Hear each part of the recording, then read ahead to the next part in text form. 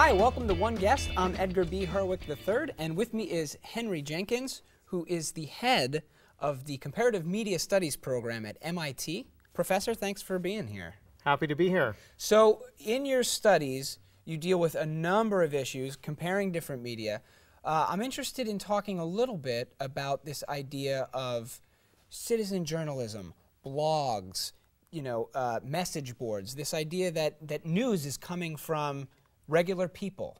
We're really trying to figure out how do we design tools, platforms, processes that expand the capacity of citizens to share their views about the world with each other, that connects people together in really powerful ways, that changes the interface between governments and citizens. And as we do that, we're looking at what's going on out there right now. And so we're seeing, blogs play ever more important role in American political discourse. There's so many stories in the 2008 election that were broken by bloggers and that picked up by the mainstream media.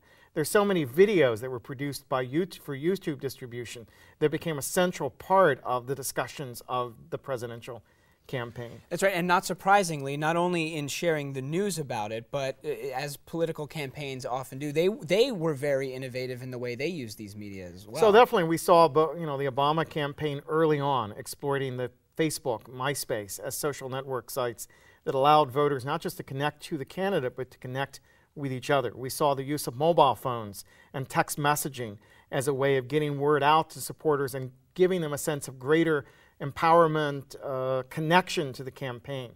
All of that has had an enormous impact on young voters and the ways they participated in the political process. So one of the things that I find interesting is that there's perhaps these potential pitfalls. The idea of citizen journalism, if there's no fact-checking or if it's opinion rather than news, what do you experience in this? Well, I think a participatory culture I love participatory culture, but it also can result in people being malicious, putting false information out there. We saw, for example, the Obama is a Muslim rumor spread via the internet, and the campaign had real difficulty shutting that down, correcting it, changing the public perception of it. That's a classic example of the kinds of misinformation that can get out there either because people don't know what they're talking about or because they intentionally try to distort the truth to reach other people.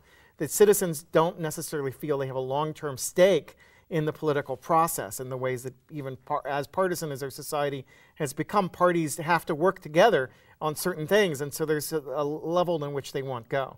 It also produces a space where you have this culture of plausible deniability, where the campaign might use a citizen journalist, a blog, to put a negative point out there and be able to claim that they had nothing to do with it. They have plausible deniability. That wasn't us, that was some 502 group, some citizen group that put out, that swift-boated Kerry, that turned Obama into a Muslim, that did this kind of negative whisper campaign.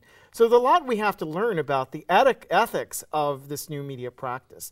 Well, we also have to acquire new skills, what I call the new media literacies, to be able to read carefully and weigh the facts and know what information is reliable and what isn't. And so that's a participatory culture. That means that you have to be ever more vigilant and you have to be a part of the process, not only in giving things, but in when you get them. Absolutely. And that's the future, one that you're helping to shape. Thanks so much for joining me, Henry. I hope you'll come back sometime. This has been One Guest, and we're out of time for now, so we'll see you next time.